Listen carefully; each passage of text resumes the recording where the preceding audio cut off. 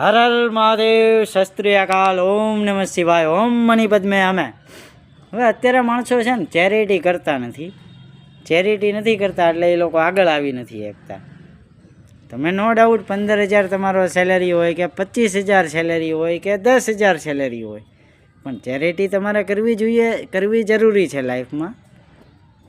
સલમાન ખાન છે તો સલમાન ખાનના નામે આપણે ચેરિટેબલ ટ્રસ્ટ ચાલે છે. બિંગ હ્યુમન નામની સંસ્થા એ ચલાવે છે. ત્યારે એ માણસ એની લાઈફમાં સક્સેસફુલ છે. અને આપણે બધા ઇન્સાન શું કરવી?